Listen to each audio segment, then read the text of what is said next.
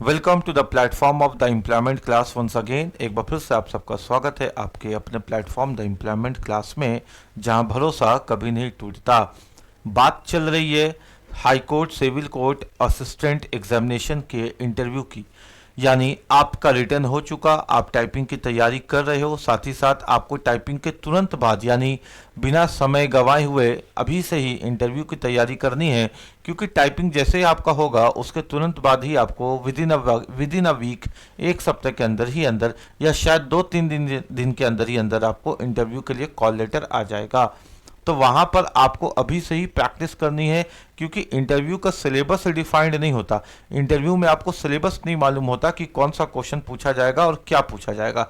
तो अभी से ही अपनी पर्सनालिटी को डेवलप करना है, अभी से ही अपनी कम्युनिकेशन स्किल्स पे काम करना है, अभी से ही अपने डाउट को क्लियर करना है, ताकि इंटरव्यू के अंदर ऐसे सिली मिस्टेक्स या ब्लंडर नहीं हो जिससे आपको खुद वहीं पर एहसास हो जाए कि भाई सिलेक्शन अब मेरा नहीं होने वाला, इंटरव्यू बहुत खराब जा रहा है ना। और सामने वाला जो पैनल है वो आपको दया की भाव से देखने लगे, तो ऐसा सिचुएशन अपने साथ मत आने देना। इंटरव्यू का आज सेकंड डेमो क्लास है। आज आपको समझ में आएगा कि इंटरव्यू में हुक लाइन क्या होता है, इंटरव्यू में सिलेक्शन होने की रणनीति क्या है, और ऐसा क्या हम लोग करें कि 100% आप कॉन्फिडेंट हो जाए कि इंटरव्यू आपसे अच्छा दूसरे बंदे का जा ही नहीं सकता, और पैनल शायद आप ही के इंतजार में बैठा हुआ है इंटरव्यू लेने के लिए, जिसमें आप एक अलग छाप छोड़िएगा, आपकी एक अलग पहचान बनेगी और आपका एक भीड़ से अलग व्यक्तित्व झलकेगा। आइए आज उस पर बात करते हैं। अगर ये चीज़ें आप समझ लीजिएगा ना, तो जीवन में कभी भी इंटरव्यू से आप डरिएगा नहीं, और बल्कि आपको एक रोड मैप मिल जाएगा, एक दिशा मिल जाएगा आपको, जो निर्धारित हो जाएगी कि इंटरव्यू में सिलेक्शन कैसे लिया जाता है जीवन में हमेशा के लिए, है ना। तो आइए शुरुआत करते हैं। सबसे पहले पिछले क्लास में हमने आपको एक शब्द सिखाया था, हुक लाइन, है ना। हुक, ये मछली को फंसाने वाला हुक है ना, ये हुक है। ये यहाँ पे रहता है चारा, यहाँ पे रहता है चारा जिसको खा करके मछली फंस जाती है। तो आपको हमने बताया था पिछले क्लास में, यानी परसों या शायद कल ही, के हुक लाइन में आपको बार बार इंटरव्यू को फेस को ले जाना है। वो आपने देख लिया होगा, नहीं देखा तो उसको जरूर देखिएगा। इंट्रोडक्शन ऑफ इंटरव्यू है कि इंटरव्यू होती क्या है, उसका क्लास हम लोगों ने लिया था। आज बात होगी सिर्फ हुक लाइन की। हुक लाइन होता क्या है कि जब आप बात करें, यानी इंटरव्यू का मतलब क्या है, दो तरफा संवाद, यानी कम्युनिकेशन हो रही है दोनों तरफ से, आपके तरफ से भी और इंटरव्यू जो ले रहे हैं उनके तरफ से भी। ये संवाद ही तो है, बातचीत है।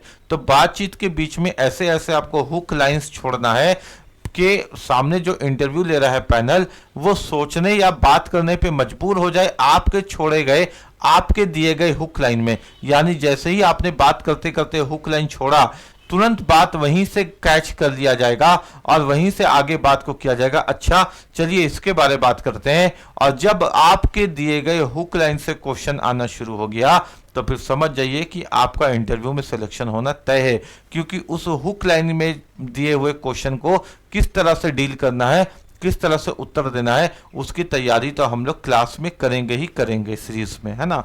तो देखिए, आप हुक लाइन होता क्या है, आपके जवाब का वह छोटा लेकिन आकर्षक वाक्य जो पैनल की जिज्ञासा को बढ़ा दे। यानी आप कोई बात कर रहे हैं, बात करते करते आपने कोई एक ऐसा छोटा सेंटेंस बोल दिया या कोई ऐसा पॉइंट छोड़ दिया जो पैनल की जिज्ञासा को बढ़ा दे। अच्छा ऐसा भी हुआ, चलो इसके बारे में बताओ तो हमको जरा सा, या इस तरह का टॉपिक तक आपको ले जाना है जिस टॉपिक पे आपको महारत हासिल है, जिस टॉपिक पे आपको कंट्रोल है, उस टॉपिक तक जब आप पैनल को ले जाते हैं तो वो टॉपिक पर तर्क ले जाने का जो जरिया है, उसी जरिया को हम लोग हुक लाइन कहते हैं।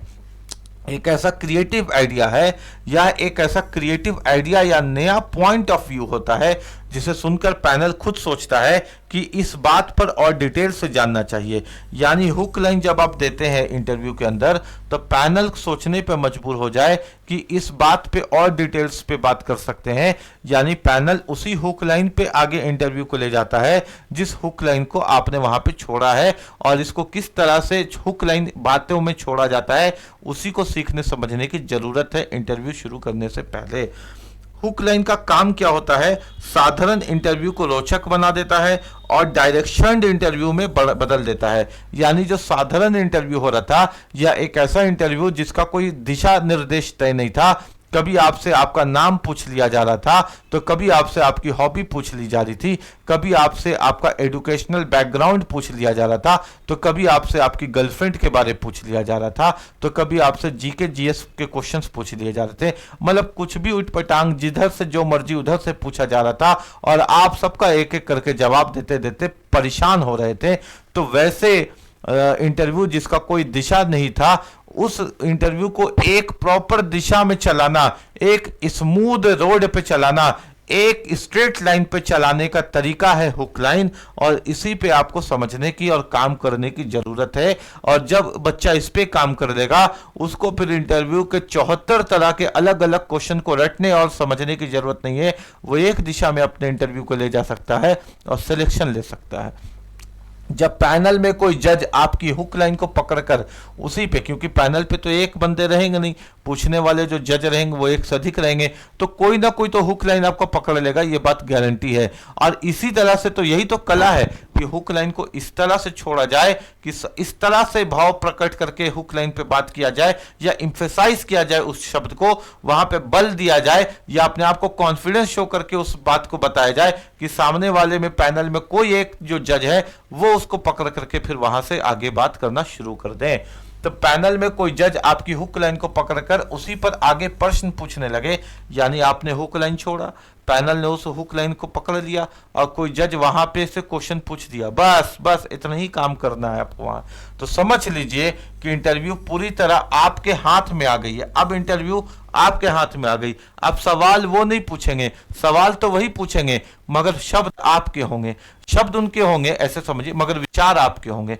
अपना विचार ही तो उनके मन में डालना है जो उनके मुंह से शब्द बन के निकलेगा। ऐसा मानो कि बोल वो रहे हैं मगर विचार आपके हैं, लिखा आपने है ना। इसका मतलब अब आप ड्राइविंग सीट पर हैं, अब आप ड्राइव कर रहे हैं पूरे इंटरव्यू के सीरीज को, वहां पे अपने इंटरव्यू के क्वेश्चंस को। इंटरव्यू अब आपके कंफर्ट जोन में चलेगा, यानी जो कंफर्ट जोन है, जो आपने हुक छोड़ा है, हुक तो वही छोड़ेंगे, जाहिर सी बात है, जिसकी तैयारी करके जाएंगे। और जब वहां से क्वेश्चंस पूछा जाएगा, अब आप इंटरव्यू का दिशा निर्देश कर रहे हैं और आपका इंटरव्यू आपके कंफर्ट जोन में चल रहा है। और जब इंटरव्यू आपके कंफर्ट जोन में आएगा, फिर आपको बताने की जरूरत नहीं है, आपकी पर्सनालिटी खुद ब खुद निखर करके आ जाएगी। क्योंकि जब बात आपके कंफर्ट जोन में चलती है तो आप खुद ब खुद उस पर बोलना पसंद करते हैं, समझाना पसंद करते हैं, समझना पसंद करते हैं, क्योंकि वो आपका कंफर्ट जोन होता है।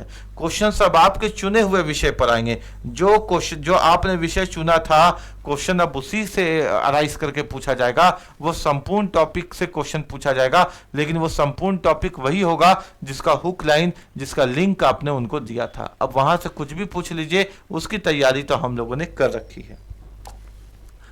मतलब अभी हम लोग जो करेंगे आगे, है ना, आगे समझिएगा, ठीक है। ये इंटरव्यू सेशन का जो आप वीडियो देख रहे हैं, ये एप्लीकेशन पे भी आपको दिखेगा, साथ ही साथ ये वाला आपको यूट्यूब पे भी दिखेगा। यूट्यूब पे इसलिए दिखेगा क्योंकि जो बच्चे अभी इंटरव्यू सीरीज तक नहीं पहुंचे हैं और उनको भी ज़रूरत है एक बेहतरीन इंटरव्यू क्लास लेने की, तो वो भी हमसे जुड़ करके इसका पूरा फायदा उठा सकते हैं। बाकी क्लासेस जो चलेगा वो एप्लीकेशन पे ही चलेगा, है ना। कैसे चलेगा एप्लीकेशन पे, क्या उसके लिए प्रोसेस है, क्या एक फॉर्म मिलेगा आपको, उसको भरना पड़ेगा, उसके बारे में अभी हम लोग लास्ट में बात करेंगे। अभी फिलहाल यहाँ सेशन पे अपने क्लास पे ध्यान देते हैं। जब आप हुक लाइन पे इंटरव्यू को ले आइएगा तो पैनल अब केवल औपचारिकता यानी फॉर्मेलिटी के लिए इंटरव्यू नहीं ले रहा। अब केवल फॉर्मेलिटी के लिए इंटरव्यू नहीं हो रहा। फॉर्मेलिटी के लिए इंटरव्यू कब होता है? जब आप डरपोक अपने आप को दिखा देते हैं या घबराए हुए अपने आप को दिखा देते हैं या खुल करके अपनी पर्सनालिटी को शो नहीं करते हैं, तो उस वक्त क्या होता है कि आपका इंटरव्यू केवल फॉर्मेलिटी के लिए होता है। क्योंकि पैनल बोलता है कि अरे यार आया होगा इतना दूर से, जमशेदपुर से आया है, बोकारो से आया है, रांची में इसका सेंटर पड़ा है, तो चलो 15-20 मिनट कुछ ना कुछ पूछ के खत्म करते हैं कहानी, ताकि बाहर जाकर के ये नहीं बोले कि अरे हमको मौका नहीं मिला, हमको तो मेरे साथ बेईमानी हो गया। तो हमको भी उसको भी 10-15 मिनट 20 मिनट का क्वेश्चन पूछ पाछ के खत्म करते हैं फॉर्मेलिटी के तौर पर, क्योंकि आप तो अपने पर्सनालिटी को एक्सप्रेस ही नहीं किया जो इंटरव्यू का सही अर्थ था।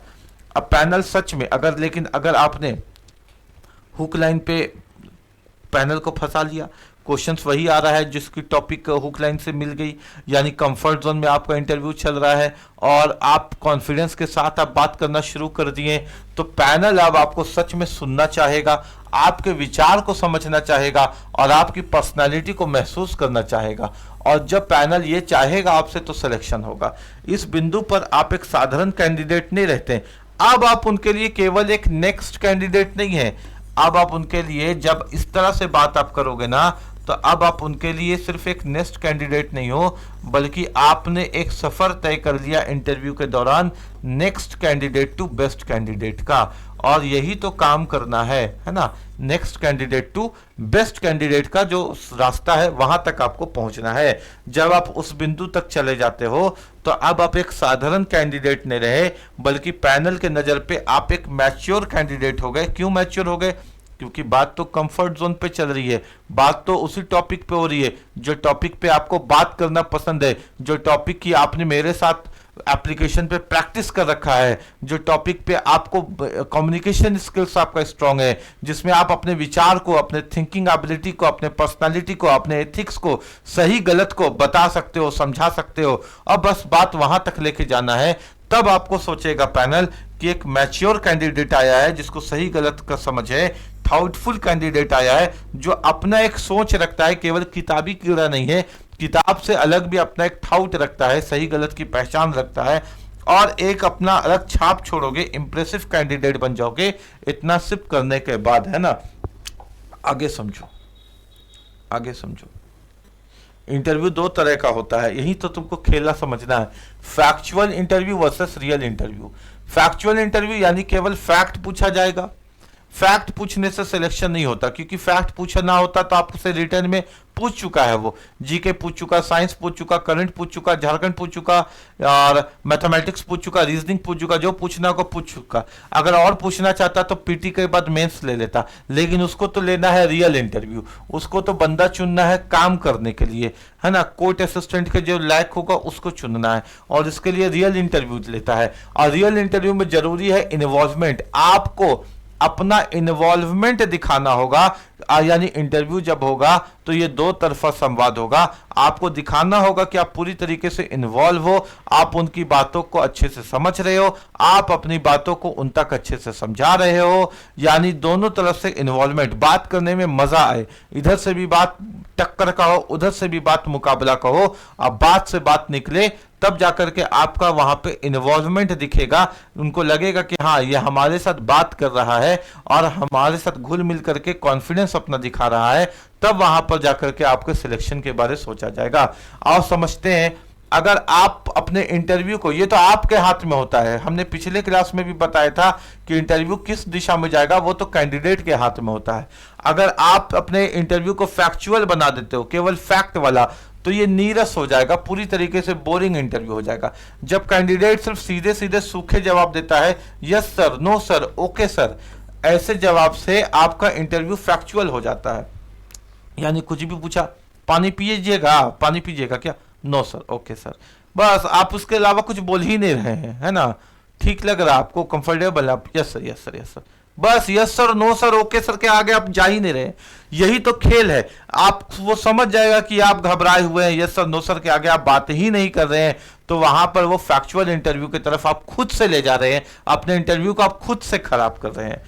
जवाबों में इन्वॉल्वमेंट आपने नहीं दिखाया, सोच अपना नहीं दिखाया और पर्सनल टच बिल्कुल नहीं दिया, आपने अपना पर्सनल टच नहीं दिया, आपने उनसे दूरी बना करके रखा, बस यस सर नो सर किया, आपने वहां पर अपने इन्वॉल्वमेंट को नहीं दिखाया, अपने सोच को नहीं दिखाया और उनसे बचने की कोशिश किया। बस वो 1 सेकंड के अंदर समझ जाएंगे, क्योंकि वो तो प्रोफेशनल है ना, उनका तो काम है इंटरव्यू लेना, वो 1 सेकंड में समझ जाएंगे कि ये इन्वॉल्व होना चाह रहा है या स्केप करना चाह रहा है, हमसे बचना चाह रहा है।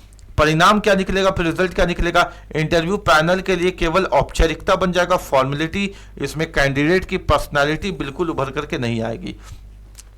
इंटरव्यू का मतलब ही होता है इनर व्यू, अंदर का पर्सनालिटी को देखना, और yes sir, no sir, okay sir से आप अपनी पर्सनालिटी को नहीं दिखा पाओगे, सक्सेस नहीं हो पाएगा।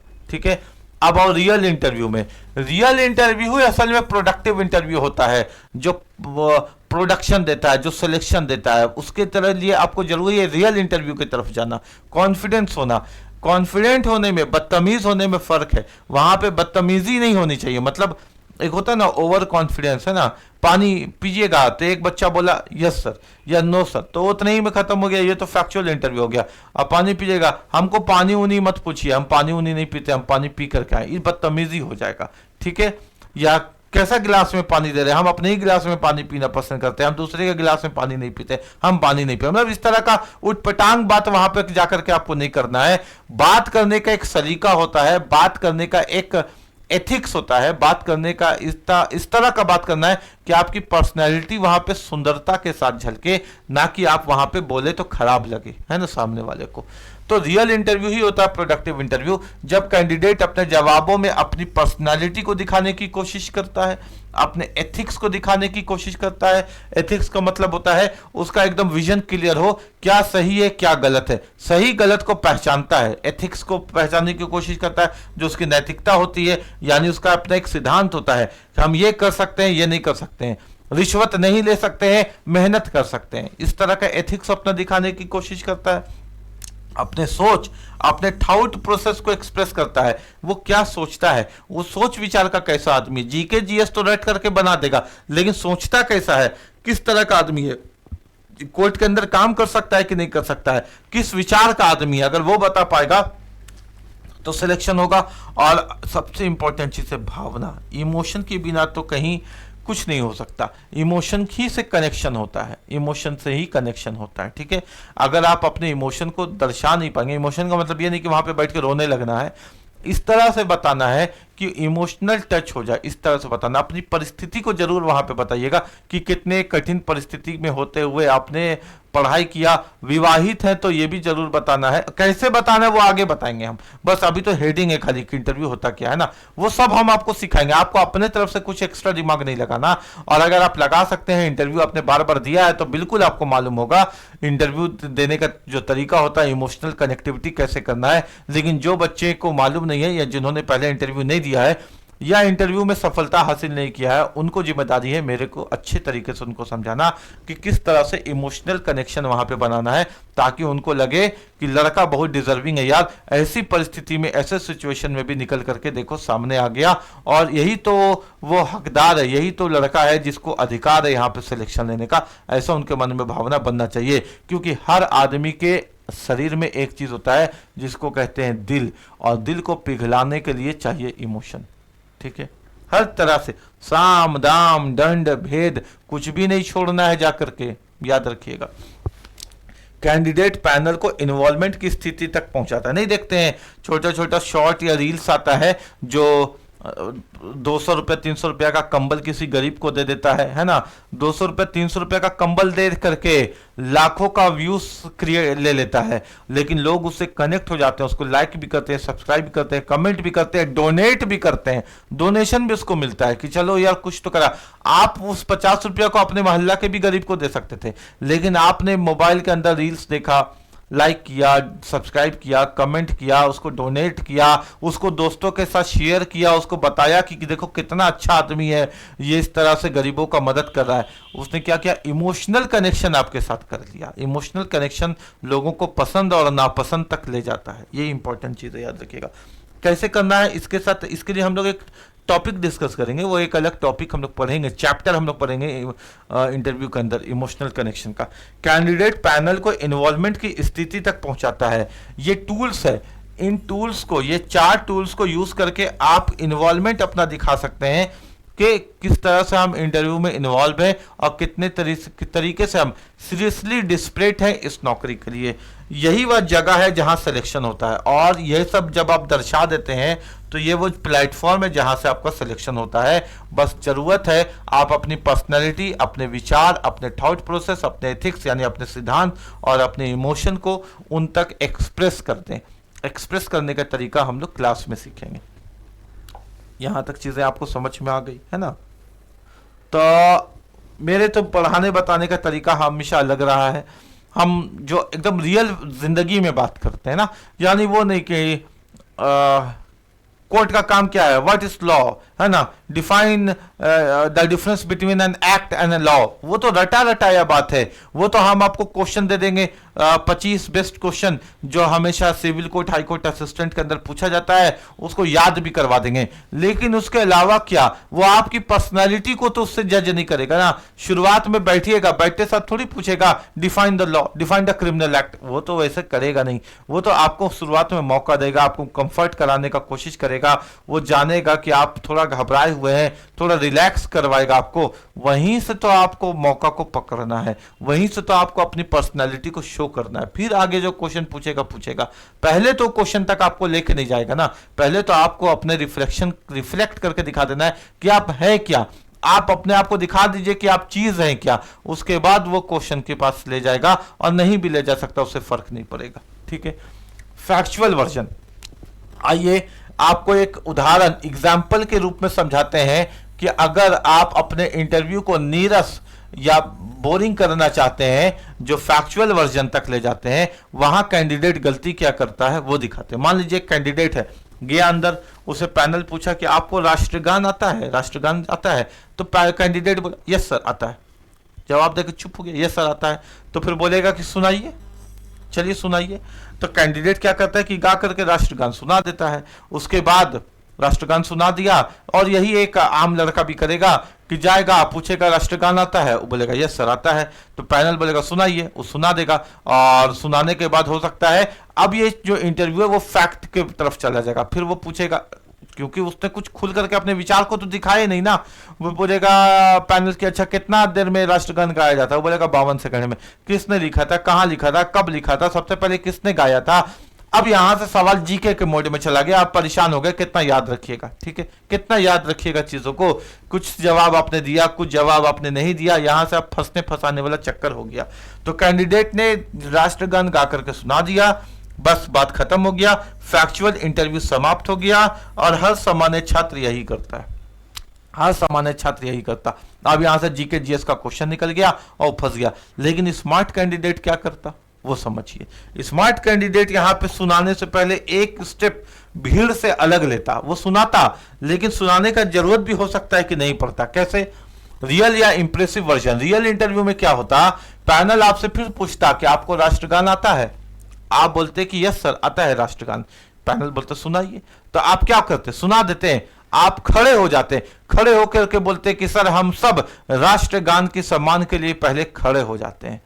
आपने यहां पे दिखा दिया कि राष्ट्रगान से बड़ा कोई नहीं है, हम भी नहीं है और आप भी नहीं है। सर आप खुद खड़े हो जाते पहले, और आप बोलते सर राष्ट्रगान के सम्मान के लिए सबसे पहले हम सब खड़े हो जाते हैं। बस यहां से आपने भीड़ से अलग अपने एक इंप्रेशन, अपना एक छाप छोड़ना शुरू कर दिया। यही है हुक लाइन का कमाल, और यही है भीड़ से हट करके अपने एक अलग इंप्रेशन छोड़ने का कमाल। यही है नेक्स्ट कैंडिडेट से बेस्ट कैंडिडेट का शुरू करने का सफर।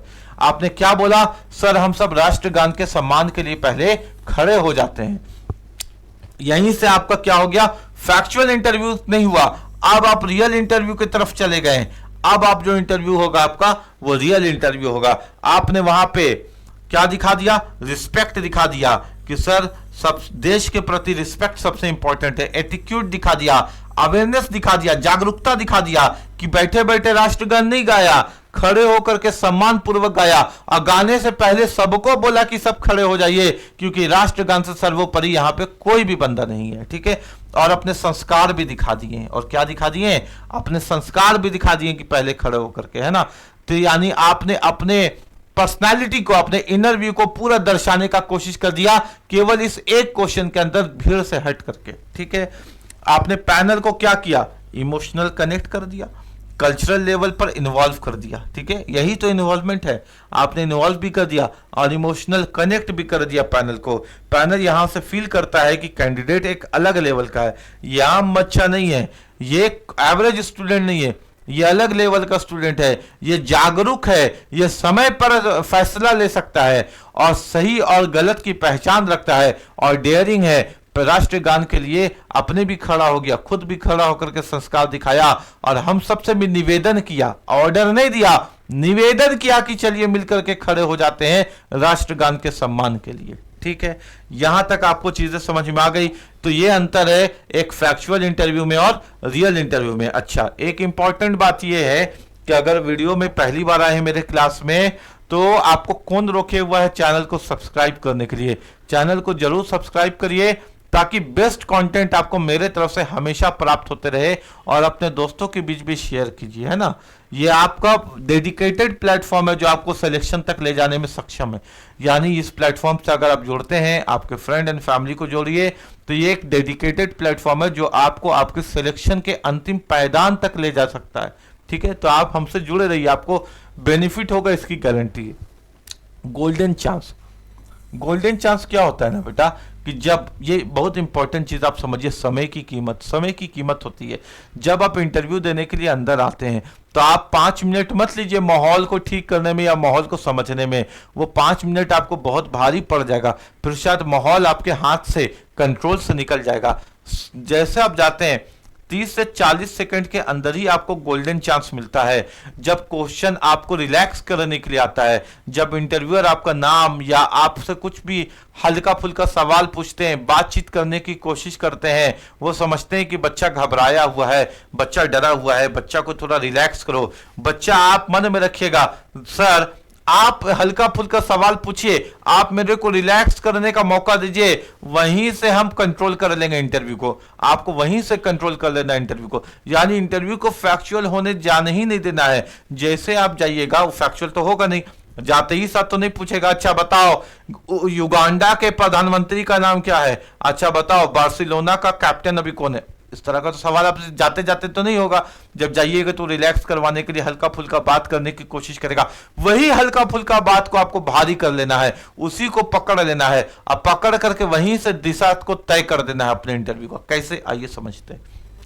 गोल्डन चांस, इंटरव्यू के पहले 1-2 सवाल ही आपका सुनहरा मौका होते हैं, क्योंकि शुरुआत के जो 1-2 क्वेश्चन होते हैं या 1-2 बातचीत होती है, वो आपको रिलैक्स करने के लिए, आपको काम करने के लिए, आपको शांत करने के लिए वो करते हैं। लेकिन आपके मन में तो आग है, आप बोलिएगा कि जो हल्का फुल्का शुरुआत में आप सवाल कीजिएगा, बस वहीं से पकड़ करके हम दिशा निर्देशित कर लेंगे और डायरेक्शन हम खुद दे देंगे और स्टीयरिंग हम खुद पकड़ लेंगे और कंट्रोल हम खुद ले लेंगे इंटरव्यू का। फिर इंटरव्यू वैसे चलेगा जैसे हम चाह रहे हैं। सर बस आप कुछ हल्का फुल्का सवाल तो शुरुआत कीजिए हमको रिलैक्स करवाने के लिए, फिर हम सिलेक्शन तक चले जाएंगे। इन्हीं सवालों से आप पूरे इंटरव्यू का कंट्रोल अपने हाथ में ले सकते हैं। जो शुरुआत में जो क्वेश्चंस होंगे ना, वहां से पूरा कंट्रोल आपके हाथ में आ जाएगा, और वहीं पे अगर आप yes sir, no sir, okay sir कर दिया, तय है कि आपका इंटरव्यू खराब जाएगा। वहां पे आपको yes sir, no sir, okay sir नहीं करना। शुरुआत में आपका लक्ष्य यही है कि गोल्डन चांस को पकड़ करके अपना सबसे बड़ा फायदा बनाना है। यानी आप अपना लक्ष्य यही लेकर के चलिएगा, जो शुरुआत का गोल्डन चांस आपको मिलेगा। चांस कैसे मिलेगा अभी हम आपको दिखाते हैं। जो गोल्डन चांस मिलेगा उसको पकड़ करके आप उसका सबसे बड़ा फायदा बना लीजिएगा, उसको आप मौका में कन्वर्ट कर लीजिएगा, उसको छोड़िएगा नहीं। ठीक है, अब देखिए यहां पे चीजों, ice breaker question. Ice breaker question का मतलब होता है जब आप जाइएगा तो जाते साथ तो आप कुछ बोलिएगा नहीं, है ना। गुड मॉर्निंग, गुड इवनिंग जो आप ग्रीट करते हैं ग्रीट करिएगा, और यही बोलिएगा सर ये मेरा डॉक्यूमेंट्स रहा, ये मेरा डॉक्यूमेंट्स है ना sir, this is my document. अपना डॉक्यूमेंट वहां पे पेश कीजिएगा। तो वहां पे जब आप अपना डॉक्यूमेंट पेश कीजिएगा तो आइस ब्रेकर क्वेश्चन होगा, यानी बातचीत को शुरू करने के लिए क्वेश्चन पूछा जाएगा। आइस ब्रेकर का मतलब होता है बातचीत को शुरू करने के लिए क्वेश्चन पूछा जाएगा। मान लीजिए कि आपका नाम राहुल है, आपसे पूछा जाएगा आपका नाम राहुल है, तो क्या आप फ्यूचर में प्रधानमंत्री बनना चाहते हैं। उन्होंने देखा कि आपका नाम राहुल है, तो उन्होंने आपसे पूछ दिया कि अरे आपका नाम राहुल है, क्या आप भविष्य में प्रधानमंत्री बनना चाहते हैं। तो उन्होंने आपको जज नहीं किया वहां पे कि आपका नाम राहुल है तो आप प्रधानमंत्री बनना चाहिए, वो तो बस आपसे बातचीत करने का एक अवसर निकाला, एक रास्ता निकाला कि आपका नाम राहुल है तो आप भविष्य में प्रधानमंत्री बनना चाहते हैं क्या। मतलब उन्होंने दिखाया राहुल गांधी से जोड़ करके आपके नाम को, राहुल को, उन्होंने आपको मतलब आपको जज नहीं किया, उन्होंने आपके बारे को अभी तक धारणा नहीं बनाया, अपना विचार नहीं रखा, बस उन्होंने एक ऐसा पॉइंट छोड़ा जहां से आप क्या कर सकते हैं, अपनी बात को आगे ले जा सकते हैं, अपने आप को एक्सप्रेस कर सकते हैं। कैंडिडेट क्या गलती किया, कैंडिडेट बोला नो सर हम भविष्य में प्रधानमंत्री बनना नहीं चाहते, या जी सर यस सर अगर मौका मिले तो हम प्रधानमंत्री बनना चाहते हैं। नो सर यस सर तो वहां पे करना ही नहीं था, लेकिन उसने किया वहां पे, है ना। पैनल को लगा रहे इसके पास बोलने के लिए कुछ नहीं है, ये तो हाँ और ना खड़ी करने वाला लड़का है। पैनल वहां से अब धारणा अपना विचार बनाना चालू कर देगा। उसने इतना अच्छा सवाल पूछा, आपका नाम राहुल है, आप फ्यूचर में प्रधानमंत्री बनना चाहते हैं? आपने बोला नहीं sir, no sir, no sir, हम प्रधानमंत्री बनना नहीं चाहते। यस सर, हम प्रधानमंत्री बनना चाहते हैं। पैनल बोला अरे यार यस सर नो सर फिर से घुस गया, देखो ना इसके पास अपना विचार नहीं है, ये अपना थाउट एक्सप्रेस नहीं कर पाया। इतना अच्छा हम सवाल पूछे, लेकिन देख रहे हैं शर्मा जी, इतना अच्छा सवाल का भी जवाब यस सर नो सर से करा। देखो इससे अच्छा मौका क्या मिलता है किसी लड़का को। शर्मा जी भी बोलेंगे हाँ सर एकदम सही कह रहे हैं, है ना। तो यहाँ पे वह दिक्कत हो जाएगा। तो इसके पास बोलने के लिए कुछ नहीं है, पैनल को ऐसा लगेगा। फिर पैनल मजबूर होकर के जीके जीएस वाले बोरिंग क्वेश्चंस की तरफ पूछता है। यानी वो जब आप यस सर नो सर देख लिया कि लड़का कोई पास अपना एक्सप्रेस करने की एबिलिटी नहीं है, कम्युनिकेशन स्किल नहीं है, लैक ऑफ कॉन्फिडेंस है, कॉन्फिडेंस की कमी है, फिर वो बोलता है कि चलो यार इतना दूर से आया है तो क्या करें, लाओ पन्ना निकालो, कुछ जीके का जीएस का क्वेश्चन पूछ के खत्म करते हैं बात को, है ना। फिर वहां तक जाता है। इंटरव्यू क्या होता है, फैक्चुअल हो जाता है, डल हो जाता है, अब बिल्कुल बेअसर हो जाता है, उन पर कोई असर नहीं होता है। उन्होंने पूछा कि मान लीजिए कि लाल किला कहाँ है, आपने बता दिया लाल किला सर दिल्ली में, उससे क्या असर होगा आप बता सकते हैं। लाल किला दिल्ली में, हजारों लाखों करोड़ों लड़का बता सकता है कि लाल किला दिल्ली में, उससे असर क्या होगा आपके जीवन, उनके मन में, आपके लिए बताइए। उससे आपका व्यक्तित्व तो नहीं झलका ना, आपकी पर्सनालिटी तो सामने नहीं आई ना जीके के क्वेश्चंस पे, ठीक है। उसने पूछा कि मान लीजिए कि प्रधानमंत्री निवास का नाम क्या है, आपने बता दिया प्रधानमंत्री का निवास का नाम क्या, उससे क्या होगा कोर्ट असिस्टेंट के लिए, उसमें आपकी भूमिका कहां से झलकी, ये बता दीजिए। तो जीके जीएस के क्वेश्चन पे वो मजबूरी पे जाते हैं, उनको मालूम है कि अरे यार एवरेज स्टूडेंट है, वही वहां तक वो सोच करके आया है और चलो वही पूछ देते हैं, उससे सिलेक्शन होना तो नहीं होना तय है। कैंडिडेट जिस सवाल को गोली समझता है असल में वही सबसे बड़ा मौका होता है। गलती क्या करता है ना स्टूडेंट समझता है ना कि जब वो जा करके बैठा, पूछ रहा है कि आपका नाम राहुल है, आप प्रधानमंत्री बनना चाहते हैं? यस सर, नो सर, प्रधानमंत्री बनना नहीं चाहते। अच्छा तो आपको कौन सा पॉलिटिकल पार्टी पसंद है? बीजेपी। सर कांग्रेस पसंद है। सर झारखंड मुक्ति मोर्चा पसंद है। अच्छा फिर तीसरा सवाल, फिर चौथा सवाल, क्यों? क्योंकि आप आंसर दे रहे हो एक शब्द में, आप आंसर दे रहे हो एक शब्द में, यानी आप ये समझ रहे हो कि इंटरव्यूअर जो सामने वाला इंटरव्यू ले रहा है वो गोली चला रहा है, और आप एक शब्द में यानी इसको ऐसे करके बच रहे हो। अरे नेक्स्ट क्वेश्चन पूछ भाई, नेक्स्ट क्वेश्चन पूछ भाई, नेक्स्ट क्वेश्चन पूछ भाई, यानी आप एक एक लाइन पे आंसर दे रहे हो और चुप हो जा रहे हो कि भाई अब तू अगला सवाल पूछ मेरे से, चुप, अगला सवाल पूछ मेरे से, चुप, अगला सवाल पूछ मेरे से। अरे नहीं करना है वो बात, तुमको तो एक क्वेश्चन से ही हुक लाइन छोड़ के बात से बात निकालना था, और तुम क्या कर रहे हो, उसको इंटरव्यू जो ले रहा है उसको परेशान कर रहे हो, उसको थका रहे हो कि भाई अगला सवाल पूछ दे, अगला सवाल पूछ दे। तुम समझ रहे हो कि वो गोली मार रहा है तुमको, और तुम यस सर नो सर, कब खत्म होगा इंटरव्यू यार, क्या क्या पूछेगा क्या नहीं पूछेगा। अरे उसको क्या पूछेगा क्या नहीं पूछेगा वहां तक क्यों सोच रहे थे, तुमको तो ये सोचना था कि हम ऐसा बात करें, उस एक सवाल से ऐसा बात करें कि उस एक सवाल में ही मेरी पर्सनालिटी झलक जाए, मेरा कॉन्फिडेंस झलक जाए, मेरा इनर व्यू उनके सामने आ जाए, मेरा व्यूज, मेरा ठाउट, मेरी क्लियरेंस उसके सामने आ जाए, वो एक सवाल से, और उसी में हम हुक लाइन छोड़े जिससे फिर मेरी बात वहां तक पहुंच जाए जिसकी हम तैयारी करके आए। लेकिन तुम क्या कर रही, यस सर नो सर, अगला सवाल, अगला सवाल, next question, next question, next question, सही गलत, yes sir no sir, yes sir no sir. परेशान पैनल हो गया तुमसे, पैनल परेशान हो गया। अरे कैसा लड़का है यार, कुछ बोलते ही नहीं है। और तुम क्या हो, तुम परेशान हो कि बाप रे अगला सवाल गोली गोली गोली गोली। अगला सवाल तुम यस सर नो सर कर रहे हो तब तो पूछ रहा है, तब तो पूछ रहा है अगला सवाल। आपको सबसे अच्छा पॉलिटिक्स में कौन लगता है बताइए? सर अटल बिहारी वाजपेयी। ये कोई जवाब था? तुम चुप हो गए। अरे क्यों लगते हैं अटल बिहारी वाजपेयी, उनका सोच तुम्हारे सोच से कैसे मिलता है, वो तुम्हारे आदर्श क्यों है, क्यों सीखा तुमने उनसे, क्या तुम्हारे जीवन में बदलाव आया अटल बिहारी वाजपेयी को मान करके? तुमने कुछ बताया ही नहीं। कौन पॉलिटिकल पर्सन आपको पसंद है, आपका रोल मॉडल कौन है? रोल मॉडल कौन है? Sir Abraham Lincoln. चुप हो गए। रोल मॉडल कौन है? अजय देवगन। चुप हो गए। अरे भाई अगला सवाल के इंतजार में चुप हो गए हो क्या? अगला सवाल खतरनाक होता है, वहां तक नहीं जाना है। अगला सवाल अच्छे अच्छे को पगला कर देता है, वहां से बचना है। यानी जब जवाब दो तो जवाब के साथ अपने विजन, अपने डाउट, अपने क्लियरनेस, अपने कम्युनिकेशन स्किल्स, अपने हुक लाइन सबको खत्म करो वहां तक। इतना बोलो, इतना बोलो, इतना बोलो कि खुद वहां से वहां बात निकाले, उसको मौका नहीं मिले नेक्स्ट क्वेश्चन सोचने का, उसी बात से बात आगे बढ़े। मेरी बात तुम तक पहुंच पा रही है ना? उसी बात से आगे बात बढ़े, और उदाहरण के साथ भी आगे समझाएंगे ताकि हर एक बच्चे को मेरा बात समझ में आ जाए। पैनल जो आइस ब्रेकर क्वेश्चन पूछा था आपसे कि आपका नाम राहुल है, आप भविष्य में प्रधानमंत्री बनना चाहते हैं क्या, इसलिए पूछता है कि आप अपनी पर्सनालिटी को वहां दर्शाएं, अपनी सोच को बताएं, अपने प्रोफेशनल डायरेक्शन को बताना शुरू करें कि आपका प्रोफेशनल डायरेक्शन क्या है। लेकिन आपने यस और नो सर में ना तो अपना सोच बताया, ना अपना पर्सनालिटी बताया, ना तो आपने क्लियर किया अपने थाउट को, ना तो अपना डायरेक्शन, प्रोफेशनल डायरेक्शन बताया कि आपको प्रधानमंत्री नहीं बनना है, आपका विजन तो कोर्ट में असिस्टेंट बनने का। आपने कुछ नहीं बताया, आपने यस और नो सर करके अगला क्वेश्चन पूछा, भाई अगला पूछ, हम यस और नो सर करेंगे। मतलब क्या, एक बॉलर है ना, एक बॉलर दूर से आ रहा है, बॉल फेंक रहा है, और बॉल फेंकने के बाद ना तो आप उस पर छक्का मार रहे हो, ना तो उस पर बोल्ड हो रहे हो, बस ऐसे करके उसको जाने दे रहे हो, मतलब ऐसे करके बैट रोक दे रहे हो और बॉल पार हो जा रहा। परेशान हो जाएगा बॉलर भी, कितना इसको बॉल फेंके यार, ये ना खेलता है और ना कुछ करता है, यस सर नो सर खाली करता है। यस नो की जगह आपको ऐसा जवाब देना था जिसमें कम से कम 3 चीजें छिपी हो। कितनी चीजें? 3 चीजें छिपी हो। आपका सोच दर्शा जाए हर उस सवाल पे, आपका प्रोफेशनलिज्म, आप कितने प्रोफेशनल हो वो दर्शा दो, और कम से कम 2-3 हुक पॉइंट्स छोड़ दो जिसपे बात हो। कम से कम 2-3 हुक पॉइंट्स छोड़ो एक क्वेश्चन के अंदर जिसपे आपसे बात हो, ताकि पैनल मजबूर होकर इन्हीं हुक्स पर अगला सवाल पूछे। यानी नेक्स्ट क्वेश्चन उधर उधर से नहीं लाए, उसी बात से बात शुरू हो जाए जो बात आपने उनको बताया है। ठीक है, ये चीज इंपॉर्टेंट है, यही खेल है, यही इंटरव्यू का तरीका है। अब आप आगे समझो। पैनल, क्या आप प्रधानमंत्री बनना चाहते हैं? आपका जवाब क्या होना चाहिए था, आपका जवाब कैसे होना चाहिए था, उसको समझा रहे हैं। आपका नाम राहुल है, क्या भविष्य में प्रधानमंत्री होना चाहते हैं? आपका जवाब कैसे होना चाहिए था, उसको सीखो।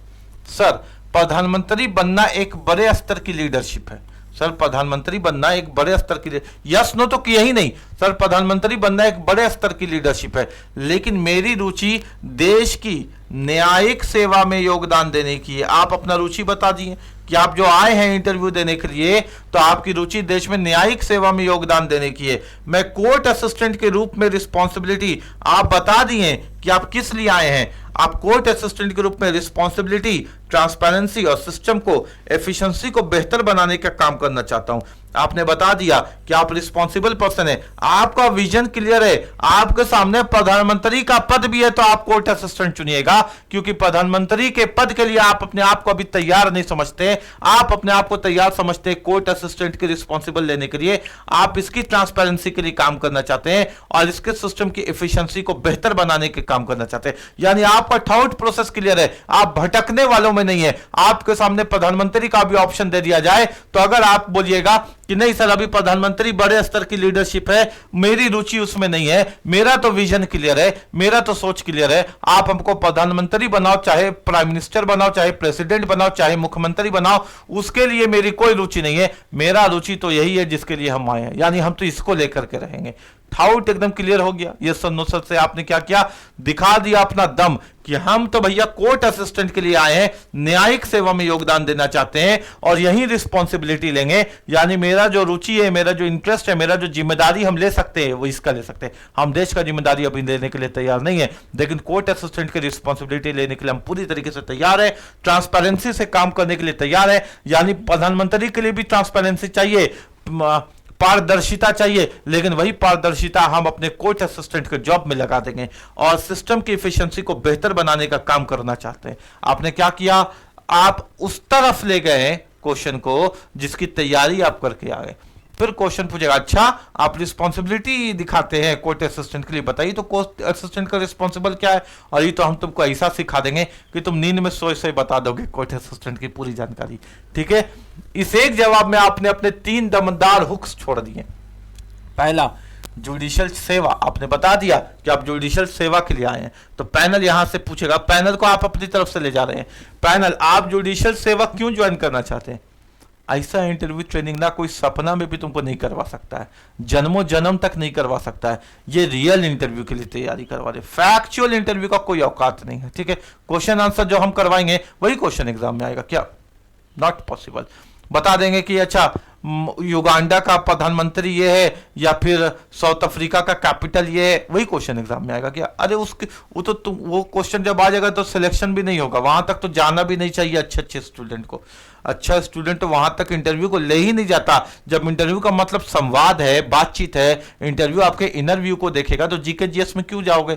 वो तो मजबूरी है, जब सिलेक्शन नहीं होता है तब लोग जीके जीएस की तरफ जाते हैं, ठीक है। जुडिशियल सेवा, पैनल पूछेगा आपकी जुडिशियल सेवा क्यों ज्वाइन करना चाहते हैं? ये तो हम तुमको बता देंगे बहुत जबरदस्त तरीके से सबका आंसर, ठीक है। जब हम लोग कोर्ट एंड ऑर्डर्स पढ़ेंगे टॉपिक वहां पढ़ेंगे, लेकिन ले जाना शुरुआत में आपको वहां तक है पैनल को। रिस्पॉन्सिबिलिटी, पैनल पूछेगा रिस्पॉन्सिबिलिटी से आप क्या समझते हैं? कोर्ट असिस्टेंट की रिस्पॉन्सिबिलिटी क्या है? इसकी रिस्पॉन्सिबिलिटी से आप क्या समझते हैं? उसका जवाब तो जिंदाबाद हम लोग किए रहेंगे। सिस्टम एफिशिएंसी, पैनल पूछेगा एफिशिएंसी के लिए आप क्या कंट्रीब्यूशन दे सकते हैं, यानी आप यहाँ के मैनेजमेंट को संभालने के लिए, यहाँ के सक्षमता के लिए, यहाँ के एफिशिएंसी के लिए आप अपनी तरफ से क्या नया योगदान दे सकते हैं कोर्ट असिस्टेंट बन के। और यहाँ तो योगदान हम लोग ऐसा ही सब पढ़ करके जाएंगे कि पैनल खड़ा होकर के आपके लिए ताली बजाएगा कि जबरदस्त कैंडिडेट आया है, सिलेक्शन तो इसी का होना चाहिए। बस आपको यहां तक तो ले जाना है, ठीक है। समझ में आ रहा है कि सोच को कैसे बदलना है ना, करना क्या है। इंटरव्यू से डरना नहीं है, ट्रेंड होना है, ट्रेंड होने की जरूरत है। डरिएगा क्यों? ट्रेंड होने की जरूरत है ना। ट्रेनिंग तो जिम्मेदारी मेरी है। और जैसे ही पैनल आपके हुक्स पर आगे सवाल पूछने लगे, इंटरव्यू अब आपके कंफर्ट जोन में आ गया। यानी इंटरव्यू आपको क्या किया पैनल ने? आपके हुक्स पे सवाल पूछना शुरू कर दिया। जो हुक्स आपने छोड़ा, अब आपको क्लियर हो रहा है ना हुक्स का काम कितना इंपॉर्टेंट है। पैनल हुक्स पे जब सवाल पूछा, इंटरव्यू आपके कंफर्ट जोन में आ गया, जिसकी तैयारी हम और आपने मिलकर के की है, जिसमें हम और आप ऐसा है कि अपना छाप छोड़ करके आएंगे और सिलेक्शन लेकर के आएंगे, वैसे कंफर्ट जोन में चला गया अब आपका इंटरव्यू। पैनल अब आपके चूजन टॉपिक्स पर सवाल पूछ रहा है। आपने जो चूज किया कोर्ट असिस्टेंट का टॉपिक, पैनल अब उस पे सवाल पूछ रहा है। अब पैनल को रुचि भी तो उसमें है, क्योंकि सिलेक्शन भी तो कोर्ट असिस्टेंट पे ही आपको लेनी है। यहीं से आपका रियल इंटरव्यू शुरू होता है और सिलेक्शन की संभावना बढ़ जाती है। अब सिलेक्शन की संभावना बढ़ गई, अब आप इसका सही सही उत्तर दे दीजिएगा। कोर्ट रिस्पॉन्सिबिलिटी क्या है, कोर्ट में आप कंट्रीब्यूशन कैसे करिएगा, कोर्ट के एथिक्स क्या होते हैं, कोर्ट का नियम क्या, फिर वहां से सिलेक्शन की संभावना बढ़ गई। और उसकी तैयारी की जिम्मेदारी तो मेरी ऐसी है कि आप नींद में भी बता सकते हैं किसी को सही सही, और सामने वाला मजबूर हो जाएगा कि आपको चयन करने के लिए। इतना जबरदस्त तरीके से हम लोग उसकी तैयारी करेंगे। अच्छा, पैनल का व्यवहार क्या होता है, मेरे बात को समझना बेटा। पैनल का जो बिहेवियर होता है ना वो समझना। पैनल आपको मारने काटने के लिए नहीं बैठा हुआ, पैनल वहां पे सिलेक्शन और रिजेक्शन के लिए बैठा हुआ है। पैनल मान करके चलता है, जब आप अंदर आते हैं तो पैनल आपको न्यूट्रल तरीके से देखता है। वो आपके धर्म, जाति, लिंग से आपको नहीं जज करता, वो बस देखता है कि आपका पर्सनालिटी कैसा है, आपका क्वालिटी कैसा है, बस वही उसको देखना है। और वहां पे उसका बिहेवियर, इंटरव्यू पैनल शुरुआत में हर कैंडिडेट को एक फेयर और गोल्डन मौका देता है। वो सबको एक मौका देता है। मौका कैसे देगा? जैसे आपको ऐसा बात करेगा जिसे आप अपने व्यूज को एक्सप्रेस कर पाए, अपनी पर्सनालिटी को उनके सामने रख पाए। लेकिन वहां पे यस और नो सर जब आपने कर दिया, फिर वो मौका नहीं देगा, है ना। इस बात को समझिएगा, ताकि वह खुद को बेहतर तरीके से आप प्रेजेंट कर सके इंटरव्यू के अपने आप को उनके सामने। ये वो समय होता है जब आप अपने सिलेक्शन का बेस बना सकते हैं। यहीं से आपको अपना सिलेक्शन का बेस बनाना है। शुरुआत में ही सिलेक्शन का बेस बनेगा, शुरुआत में ही दिशा निर्देश करना है कि इंटरव्यू को हम किस ओर लेकर के जाएंगे, ये समझने की जरूरत है। आप देश के किस नेता या पॉलिटिकल पार्टी को अच्छा मानते हैं? मान लीजिए पूछ दिया कि आप देश के, जैसे आपसे पूछ दिया कि अच्छा ठीक है, आप अपने देश के किस नेता को पसंद करते हैं, आपका रोल मॉडल कौन सा नेता है, या किस पॉलिटिकल पार्टी को आप पसंद करते हैं। कैंडिडेट का गलती यह है कि वो शॉर्ट आंसर देता है। ये शॉर्ट आंसर आपको नहीं देना है। उसने बोला सर श्री अटल बिहारी वाजपेयी को हम पसंद करते हैं, बस बात खत्म हो गया, बात खत्म हो गया। आपने क्या किया? अगले क्वेश्चन का इंतजार करने लगे कि भाई पहला गोली खा चुके हैं, अगला गोली मार धराशायी कर दे, है ना। ऐसा गलती नहीं करना। पैनल पूछा किस पॉलिटिकल पार्टी को, किस पॉलिटिकल लीडर को आप पसंद करते हैं? सर हम पसंद करते हैं सर श्री अटल बिहारी वाजपेयी को। क्यों पसंद करते हैं, आखिर आपने उनसे क्या सीखा, आपका विजन उनसे कैसे मैच करता है, या उनके थॉट्स आपके जीवन में क्या बदलाव लाए हैं, आप वहां से अपनी पर्सनैलिटी को कैसे रिफ्लेक्ट कर सकते हैं। अटल बिहारी वाजपेयी साहब ने कुछ भी नहीं बताया, आपने मौका गंवाए हैं सिर्फ और कुछ नहीं किया। इस तरह का डायरेक्ट जवाब देने का मतलब है कि आपने फिर से एक बड़ा मौका गंवा दिया, क्योंकि पैनल का ऑब्जेक्टिव सिर्फ लीडर का नाम सुनना नहीं था।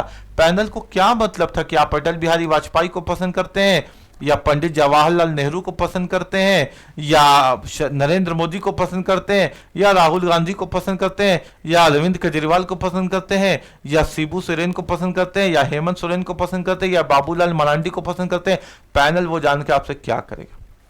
पैनल तो ये सवाल सिर्फ इसलिए पूछा था कि आप पसंद किसको करते हैं, और जिसको आप पसंद करते हैं, जो आपका रोल मॉडल है, वो आपके जीवन में पर्सनालिटी आपकी उससे कैसे झलकती है। आप अपना थाउट दीजिए कि आखिर आपका पसंद नापसंद ऐसा क्या है, जहां से आपका एथिक्स, आपका सही गलत, आपका विचार खुल करके पैनल के सामने आ जाए। मगर आपने अपने आप को डब्बा के अंदर बंद रखा और बोला कि सर हम तो डब्बा के अंदर बंद है, एक गोली मार दिया, अगला गोली मारो, डब्बा में छेद करो, कहानी खत्म करो, घर जाए हम भी, आप भी अगला कैंडिडेट का इंतजार करो।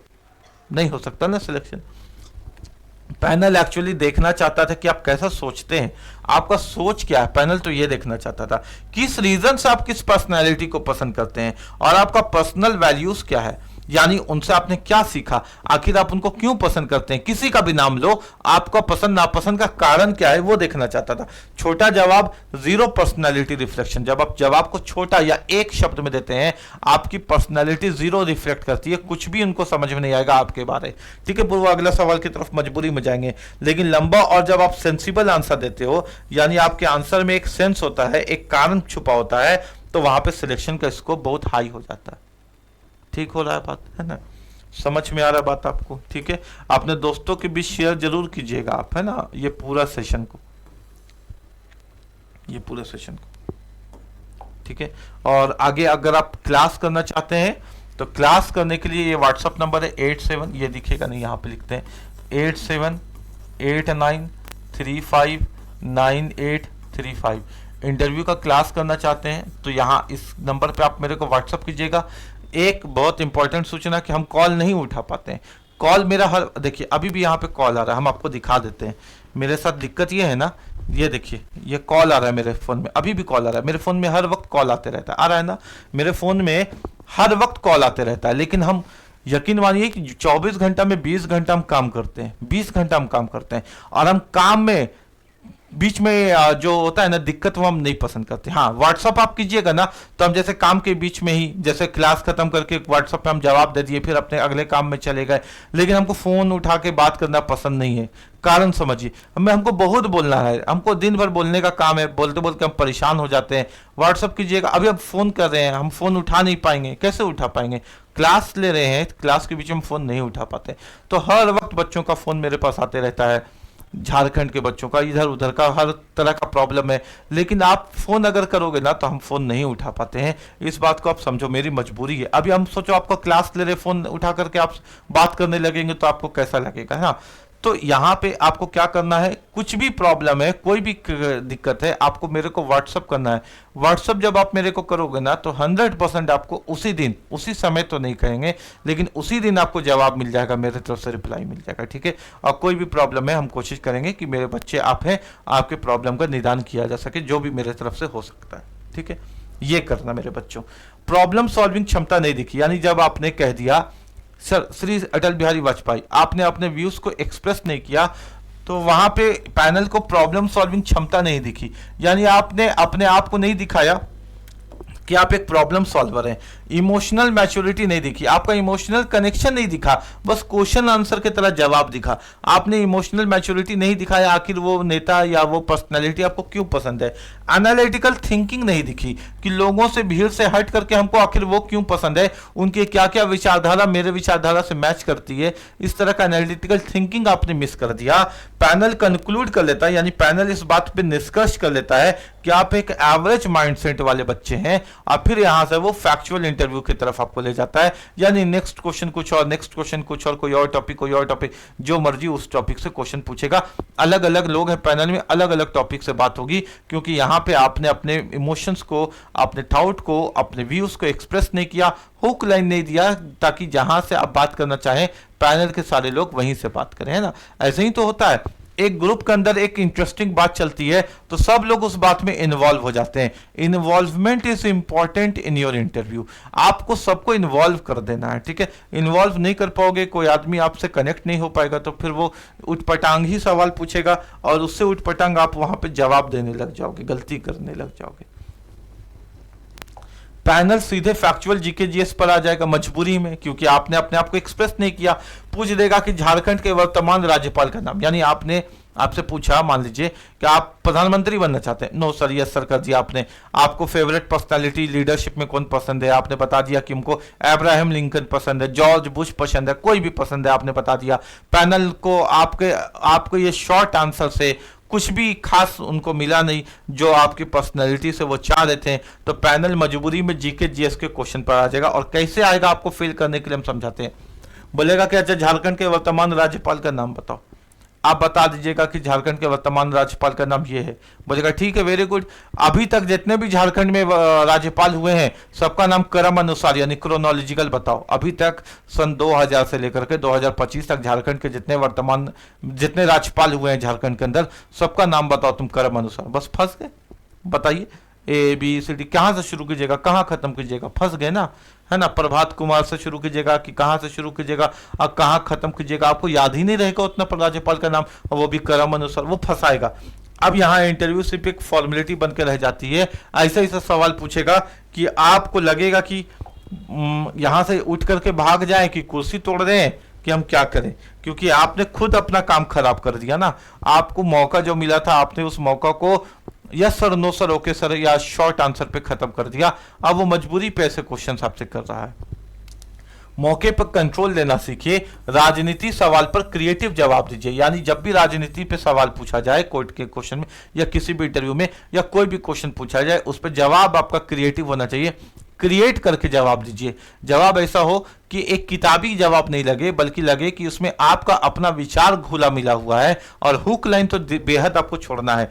जैसे पूछा गया आपका नाम राहुल है, क्या आप प्रधानमंत्री बनना चाहते हैं या आप किस पॉलिटिकल पार्टी को पसंद करते हैं, तो फिर जवाब इसका सही तरीके से कैसे देना था, आइए हम आपको इसको सिखाते हैं, ताकि आपको एक नजरिया मिले, आपको एक दिमाग खुले कि इंटरव्यू में सवाल का जवाब किस तरह से दिया जाता है। आप बोल सकते थे कि सर प्रधानमंत्री बनना एक बहुत बड़ी जिम्मेदारी का काम है, फिलहाल मैं इस लेवल के बारे में नहीं सोच सकता। यानी आपने बता दिया कि वो जिम्मेदारी का काम है कि आप इसके बारे अभी सोच नहीं रहे। एक सेकंड, थोड़ा सा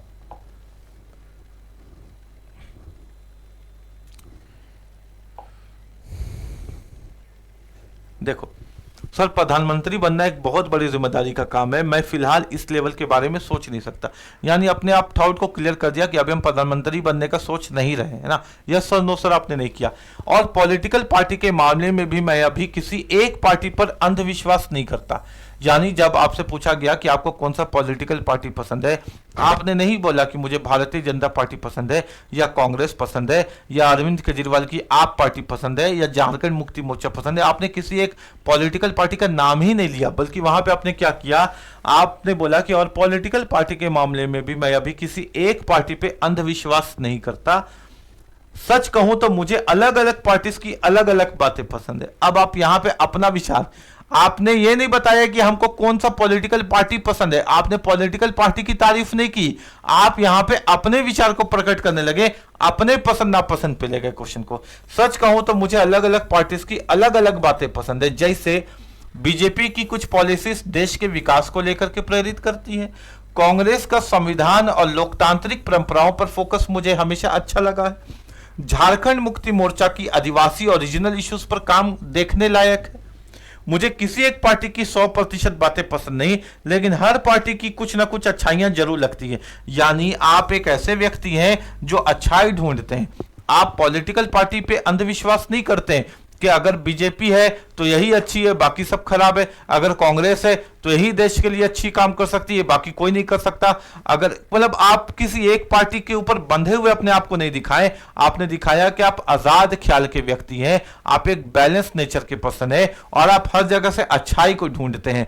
बीजेपी में जो अच्छाई है आप वहां से अच्छाई को पसंद करते हैं, कांग्रेस के अंदर जो अच्छाई है आप वहां से भी अच्छाई को पसंद करते हैं। बाकी जो भी रीजनल लेवल की भी जो पॉलिटिकल पार्टीज है, यानी जिसकी जो जो अच्छाई है आप अच्छाई को चुनने वाले व्यक्ति है। आप किसी को भी एक अंधविश्वास करके फॉलो करने वाले व्यक्ति नहीं है। आपने यहां पे अपने मैच्योरिटी लेवल को दिखा दिया और यही तो जज को पसंद आता है। इस वजह से मैं अभी किसी एक पार्टी का चयन नहीं कर पा रहा हूं और ना ही प्रधानमंत्री बनने जैसे बड़े बड़े पद के बारे में सोचने का कोई इरादा है। लेकिन सर अब आइए, अब यहां से खेल शुरू कर दीजिए। आपने अपने विजन तो दिखा दिया, लेकिन सर हमारा क्लियरेंस कहां है, मेरा सपना क्या है, मेरा थाउट कहां है, वहां तक लेके जाना जरूरी है। कुछ भी पूछे घुमा करके वहीं लाना है क्वेश्चन को। लेकिन सर कोर्ट असिस्टेंट के रोल के लिए मैं बिल्कुल क्लियर, तैयार और फोकस हूं। मुझे डॉक्यूमेंटेशन का काम पसंद है, सिस्टम मैनेजमेंट आता है, जुडिशियल डिसिप्लिन का काम भी वैसे भी बहुत पसंद आता है। आपने क्या किया, आपने अपने इंटरव्यू को जबरदस्ती का लेकिन एक स्मूथ तरीके में, ताकि सामने वाले को पता भी नहीं चले, अपने हुक लाइन पे ला करके छोड़ दिया, जिसकी आपने प्रिपरेशन किया है, जहां से आप चाहते हैं कि सवाल बने और जहां से सवाल आप पूछा जाएगा। आपने अब क्योंकि आपने बता दिया कि पॉलिटिकल पार्टी तो हमको कुछ ना कुछ सब में पसंद है, आप जिसका भी बोलिए हम उसका अच्छा ही बता देंगे। मेरा विजन वहां पे क्लियर है। लेकिन सर आइए मेरे असली बात पे। बात असली ये है कि कोर्ट असिस्टेंट के रोल के लिए हम बहुत क्लियर है। आ जाइए मेरे कोर्ट असिस्टेंट पे, आ जाइए, मैं यहाँ पे फोकस हूं। आ जाइए कि हमको डॉक्यूमेंटेशन का पसंद है, आ जाइए कि हमको सिस्टम मैनेजमेंट पसंद है, आ जाइए कि हमको जुडिशियल के डिसिप्लिन में काम करना अच्छा लगता है ना। अब आप आ गए यहां पर जहां पे आप इंटरव्यू को अपना ले जाना चाहते थे, बस यही चीज तो है। अब देखिए, सीखिए, समझिए। आपने यस नो नहीं बोला, आपने यहां पे यस नो नहीं किया, यस सर नो सर, मतलब इंटरव्यू का कंट्रोल आपने ले लिया। जब आप yes sir no sir okay sir नहीं करते हैं, या शॉर्ट एक लाइन में क्वेश्चन का उत्तर मल्टीपल चॉइस क्वेश्चन की तरह नहीं देते, option number A option number B ऐसे नहीं करते हैं, तो इंटरव्यू का कंट्रोल आपके हाथ में आ जाता है। जब आप अच्छे से जवाब देते हो तो आपने दिखाया कि आप ईमानदार हैं, आप ईमानदार व्यक्ति हैं। आपको प्रधानमंत्री का पद भी मिले तो आप उसके लायक अभी अपने आप को नहीं समझ रहे हैं, आप तो समझ रहे हैं अपने आप को कोर्ट असिस्टेंट के लायक, जिसके लिए आप हैं। ठीक है, मैच्योर है और बैलेंस थिंकिंग वाले कैंडिडेट है। आप मैच्योर हैं, आप सबसे अच्छाई खोज लेते हैं, आप किसी के एक अंधविश्वास नहीं करते कि नहीं यही अच्छा है बाकी सब खराब है। ऐसा तो हो नहीं सकता, ऐसा तो जाहिर सी बात है कि नहीं हो सकता। हर में कुछ ना कुछ अच्छाई है, हर में कुछ ना कुछ खमियां है, हर में कुछ ना कुछ बुराई है। तो आपने अपनी मैच्योरिटी को दिखाया कि सर सबकी कुछ ना कुछ अच्छाई हमको पसंद है, और आपने अपने आप को बैलेंस दिखाया कि अगर हमको भाजपा पसंद है, भाजपा का हमको देश के प्रति जो काम कर रही है नरेंद्र मोदी की सरकार वो पसंद आती है, तो कांग्रेस का संविधान के प्रति प्रेम और संविधान के प्रति सतर्कता भी हमको समझ में आता है। यानी आपको जो समझ में आता है, एक पूरा प्रारूप, एक पूरा जो डेमोक्रेसी का फॉर्म है, आप उसको लेकर के चलते हैं। आप केवल एक पार्टी को लेकर के, मोनार्की के फॉर्म को लेकर के आप नहीं चल रहे हैं। यानी आपने अपने व्यूज को भी यहां पर क्लियर कर दिया।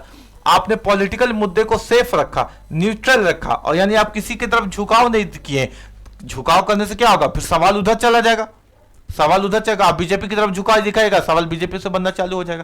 कांग्रेस की तरफ दिखाएगा, सवाल कांग्रेस से बनना चालू हो जाएगा। आपको तो वहां से निकल करके अपने कोर्ट असिस्टेंट के पॉइंट पे आना था। आप वहां पे बैलेंस रहिए और वापस आइए घुमा फिरा करके कोर्ट असिस्टेंट में, ताकि क्वेश्चन वहां से बने। और वहां की तैयारी तो हम लोग जबरदस्त करके जाएंगे। न्यूट्रल और इंटेलिजेंट तरीके से हैंडल किया आपने। क्या किया, पॉलिटिकल मुद्दे को बहुत सेफ हैंडल किया, यानी किसी की तरफ आपने झुकाव नहीं रखा, न्यूट्रल रहा। आपने से केवल अच्छाई के बारे में बात की और इसको बहुत इंटेलिजेंट तरीके से हैंडल किया, ताकि सबकी तारीफ हो जाए। क्योंकि पैनल में हर आदमी हर तरह का ना बैठा होगा, हर विचार का आदमी बैठा होगा। वो आपका इंटरव्यू ले रहा है, मान लीजिए आपको कांग्रेस पसंद है, और जो इंटरव्यू ले रहा है उसमें जेएमएम पसंद करने वाले भी हैं, कांग्रेस को भी पसंद करने वाले हैं, भाजपा को भी पसंद करने वाले हैं, कोई और पार्टी को भी पसंद करने वाले, सीएमपीआई को, मतलब जितना पार्टी है कुछ ना कुछ उनके मन में विचार होगा। तो आपको उनका विरोधाभास नहीं करना कि आप उनके विपरीत हैं, उनके विचार के खिलाफ नहीं। आपको तो बैलेंस रहना है कि आपको सबकी अच्छाई में कुछ ना कुछ अच्छाई पसंद है, ताकि सब खुश रहे भाई। आपको किसी से भी पर्सनल वहां पर नहीं होना, ठीक है, बैलेंस रहना है। अब बार बार आपको अपने फॉर्म पे लेकर के जाना है, कोर्ट असिस्टेंट पे टिके रहना है। इधर उधर की बात न कर, ये बता कि किश्ती क्यों डूबा, वो आपको इधर उधर ले जाएंगे। आपको बस अपने मुद्दे पे टिके रहना है, बार बार खींच करके पैनल को अपने मुद्दे पे ले आना। भैया हम इसी के लिए बेस्ट है, बाकी सब ठीक है, हम अपने कोर्ट असिस्टेंट की नौकरी के लिए आए हैं और इसके लिए हम पूरी तरीके से तैयार हैं। आपको पैनल को आपने पैनल को क्या दिखाया, ऑटोमेटिकली अपने गोल कोर्ट असिस्टेंट पर शिफ्ट कर दिया। और यही तो करना था, इसी को तो शिफ्ट करना था। यहां पर ये जवाब क्या दिखाता है, आप एक रिस्पॉन्सिबल सिटीजन है, यानी आप भारत के लोकतंत्र पे विश्वास रखते हैं। आप किसी एक के पीछे नहीं दौड़ते, बल्कि जो भारत के लिए जो जो काम, जो जो पॉलिटिकल पार्टी भारत की अच्छाई के लिए काम करती है, आप उसकी अच्छाई को पसंद करते हैं, ताकि भारत एक मजबूत राष्ट्र बना रहे। आप अपने जॉब के लिए फोकस हैं, ये भी आपका इमेज आपने शो कर दिया कि हम प्रधानमंत्री बनने के लिए नहीं है, किसी एक पॉलिटिकल पार्टी के पीछे भागने वाले बंदे नहीं है, हम तो अपने जॉब के लिए फोकस है। अब भारत के लोकतंत्र के लिए जो काम अच्छा है, हमको अच्छा लगता है। क्या खूबसूरती से आपने अपने यहां पे बात रखा। यहां ये है सिलेक्शन का फॉर्मूला। अब आप ड्राइविंग सीट पर हैं, इंटरव्यू की दिशा आप तय कर रहे हो, इंटरव्यू का फ्लो आप तय कर रहे हो, इंटरव्यू की गति अब आपके ऊपर डिपेंड है। अब आप तय करते हैं कि पैनल नहीं तय करती है कि इंटरव्यू किस दिशा में जाएगा, और आपने तय कर लिया है कि इंटरव्यू तो कोर्ट असिस्टेंट के क्वेश्चन आंसर पे जाएगा, जिसकी तैयारी आप कर करके आए हो अच्छे से। वरना उठपटांग इधर उधर का पूछेगा तो कितना पढ़ोगे, है ना। बात अब फैक्चुअल जीके पे नहीं होगी, अब बात आपसे कोई डेट तारीख नहीं पूछा जाएगा, रट्टेबाजी की तरह नहीं हो रही है। बात आपके स्ट्रेंथ, अब आपकी ताकत की, आपकी पर्सनैलिटीज की, और आपकी क्या आइडियाज है, आपका क्या विजन है, आप क्या बेहतर कर सकते हो कोर्ट असिस्टेंट पे। अब बात वहां तक पहुंच चुकी है जहां तक हम लोग जाना चाहते थे। इस स्टेज पर पैनल अब आप पर भरोसा दिखाता, पैनल आप पे भरोसा करना शुरू कर देगा। आपका कॉन्फिडेंस, क्लैरिटी और मैच्योरिटी सब सामने आ जाता है एक ही जवाब पे, है ना। इंटरव्यूअर लगातार इंटरव्यू चला चला कर थक चुके होते हैं, ये भी सच बात है। जो इंटरव्यू लेते हैं ना, एक उम्र के बाद 40-50 साल के बाद एक उम्र हो जाता है, वो एक आदमी हो जाता है कि उनका दिमाग अब उतना एक्टिव नहीं रहता, मतलब मज़ा नहीं आता है कुछ काम। जैसे एक होता है एनर्जी, वो एनर्जी एक समय के बाद खत्म हो जाता, फॉर्मेलिटी में बदल जाता है। और ऐसे भी 10-15 कैंडिडेट का वो इंटरव्यू ले चुके होते हैं, उनका दिमाग थका हुआ होता है, उनको बोझ ही लगता है क्या जीके पीके का क्वेश्चन पूछते रहे यार, इधर उधर का क्वेश्चन। लड़का yes sir, no sir, okay sir कर रहा है, फिर हम लोग को मेहनत करवा रहा है, क्वेश्चन ढूंढवा रहा है, फिर दूसरा क्वेश्चन पूछो, फिर तीसरा क्वेश्चन पूछो, है ना, सरकमस्टेंसेस दो, है ना, इस तरह का क्वेश्चन पूछ पूछ के वो थक चुके होते हैं। इंटरव्यू लगातार इंटरव्यू चला चला के थक चुके होते हैं। उनकी ख्वाहिश अब होती है कि कैंडिडेट खुद आगे आए और स्टीयरिंग संभाले। ये बड़ी इंपॉर्टेंट बात है, वो खुद चाहते हैं कि एक ऐसा लड़का सामने आए जो इंटरव्यू का दिशा खुद से तय करे, यानी खुद ही सवाल खोजे और खुद ही सवाल का जवाब दे, और वो बस बैठ करके आपको जज करें कि आप कितने कॉन्फिडेंस हो, आपका इनर क्वालिटी दिख रहा है कि नहीं, आपका व्यूज क्लियर दिख रहा है कि नहीं, आप सही और गलत में फैसला ले पा रहे हो कि नहीं, आप अपने आप को कॉन्फिडेंस से उनके सामने हाजिर कर पा रहे हो कि नहीं। बस वो यही देखना चाहते हैं। जबरदस्ती खोद खोद के सवाल पूछना उनका मकसद नहीं है। अगर आप अपने पर्सनैलिटी को अपने तरीके से दिखा सकते हो, बस जिंदाबाद है, आपका सिलेक्शन हो जाएगा वहां से। जब आप हुक लाइन से इंटरव्यू को स्मूथली डिराइव करते हैं, तो पैनल को लगता है कि इस कैंडिडेट के साथ बात करना आसान है, उनको आसान लगना चाहिए। कैंडिडेट के साथ बात करना आसान है ना। पैनल को क्या लगता है कि इस कैंडिडेट के साथ बात करना आसान है, ठीक है, आपसे बात करना उनके लिए आसान होता है। या मैं स्ट्रेस नहीं दे रहा, आप उनको परेशान नहीं कर रहे हो, बल्कि इंटरव्यू को साफ सुथरा चला रहे हो। आप क्या कर रहे हो, इंटरव्यू को साफ सुथरा चला रहे हो, आप उनको परेशान नहीं कर रहे हो, आप उनको क्वेश्चन नया नया क्वेश्चन खोजने में मजबूर नहीं कर रहे हो कि वो नया नया क्वेश्चन खोज रहे हैं। आप yes sir, no sir, Atal Bihari Vajpayee, Jharkhand Mukti Morcha, BJP, Congress करके चुप हो जा रहे हो, फिर वो क्वेश्चन खोज रहे हैं। ऐसा लड़का को सिलेक्शन नहीं करते हैं। उनको चाहिए कि लड़का ऐसा हो जो खुद इतना बात करे, इतना सेंसिबल बात करे कि बात से बात निकलता रहे और उनको भी मजा आता रहे। कुछ नया चाहिए उनको, कुछ नया, कुछ अच्छा, है ना। तो इस कैंडिडेट के साथ बात करना आसान है। ये हमको क्वेश्चन नहीं खोजवाता, ये हमें स्ट्रेस नहीं दे रहा, उनको स्ट्रेस नहीं हो रहा, परेशान नहीं हो रहे वो क्वेश्चन खोजने के चक्कर में तुम्हारे लिए, बल्कि इंटरव्यू एकदम साफ सुथरा, स्मूथ और क्लियर चल रहा है जैसा वो चाहते थे। यानी बात करने में मजा आ रहा है तुमसे। एक चीज खोज रहे हैं पहले हम,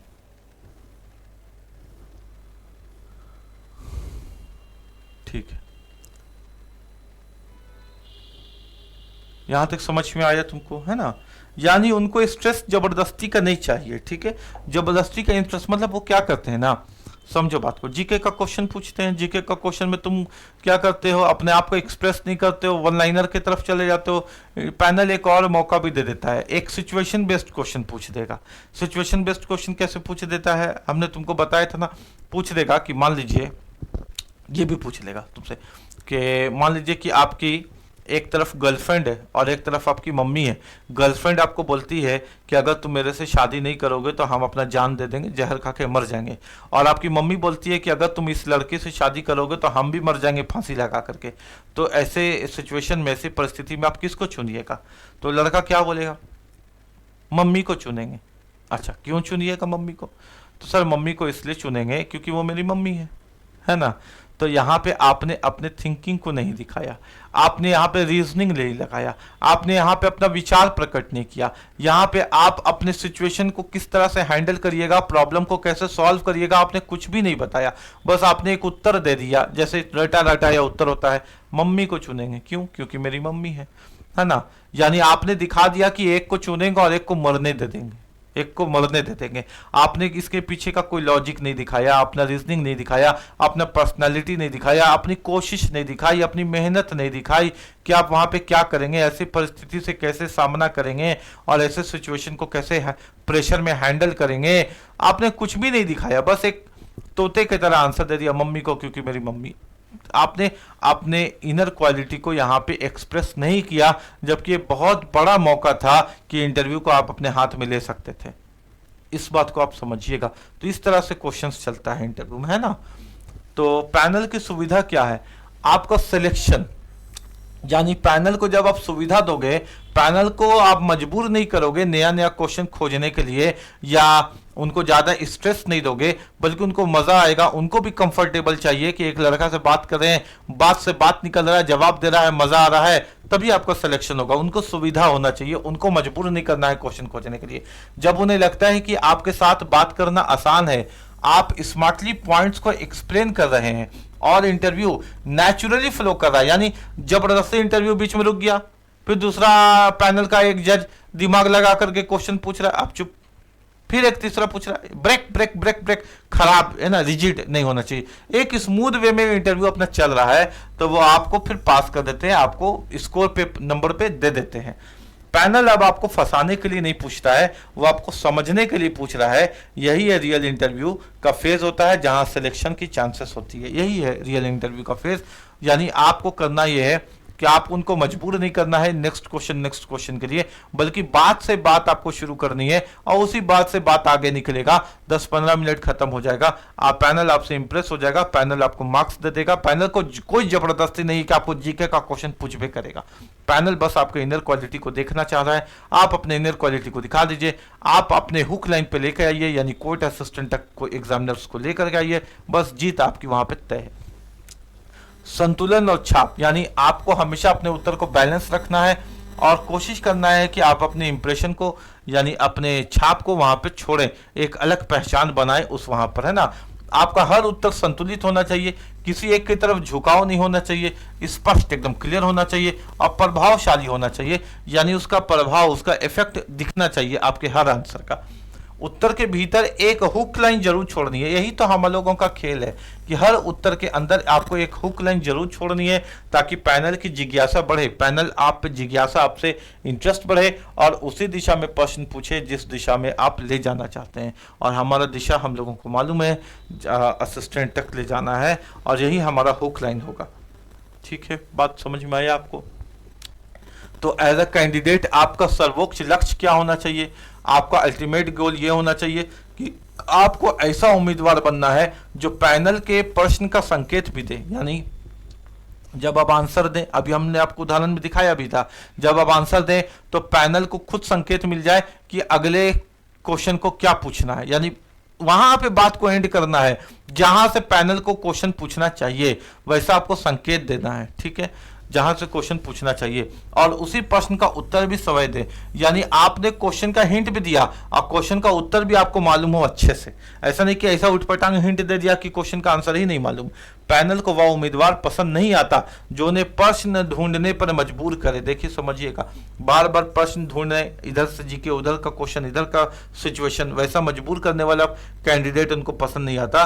बल्कि इंटरव्यू तो सरल चलना चाहिए, रोचक और सुव्यवस्थित होना चाहिए, जिसकी बागडोर आपके हाथ में है। यानी ये पूरा सिचुएशन आपके हाथ में होता है कि आप इसको आगे कैसे लेके जाते हो। फैक्चुअल इंटरव्यू से आपको बचना है ना। बार बार एक ही बात हम आपको बता रहे हैं, फैक्चुअल इंटरव्यू तक आपको लेकर के इसको नहीं जाना है। अगर आप इंटरव्यू में अपनी बातों को आगे नहीं बढ़ाते तो फैक्चुअल मोड में आ जाता है और सारे जज लगातार पूछने लगते हैं। फिर क्या होता है, जब आप अपने आप को एक्सप्रेस नहीं करते हो तो मजबूरी में इंटरव्यू आपका फैक्चुअल की तरफ आ जाता है। फिर सारा जो पैनल बैठा हुआ है, कोई आपसे जीके पूछ देगा, कोई करंट अफेयर्स पूछ देगा, कोई डेट पूछ देगा, कोई किसी चीज का नंबर्स पूछ देगा, कोई जीएस पूछेगा, कोई फैक्ट पूछेगा, और ऐसा खतरनाक खतरनाक पूछेगा कि बुखार आ जाएगा आपको, वहीं पर बुखार आ जाएगा। यानी आपने तो मौका गंवाया ना, फिर आपको इसका पनिशमेंट तो मिलना तय था, है ना। फिर आपको क्या होगा कि उम्मीदवार जो होता है वो थक जाता है और यहीं फंस जाता है, और ये एक जाल है, ट्रैप है, जिससे हर हाल में आपको बचना है। यहां तक पैनल को लेकर के जिसने जाने दिया उसने अपने सिलेक्शन को खो दिया, उसने अपने कॉन्फिडेंस को लो कर दिया। यहां तक तो वो जाने ही नहीं था, बल्कि पैनल को बार बार तो अपने हुक लाइन पे अपने बात में लेके आना था। लेकिन बच्चे ने क्या किया कि वो चुप रहा या इस तरह का उटपटांग जवाब दिया कि पैनल यहां तक पहुंच ही नहीं पाया।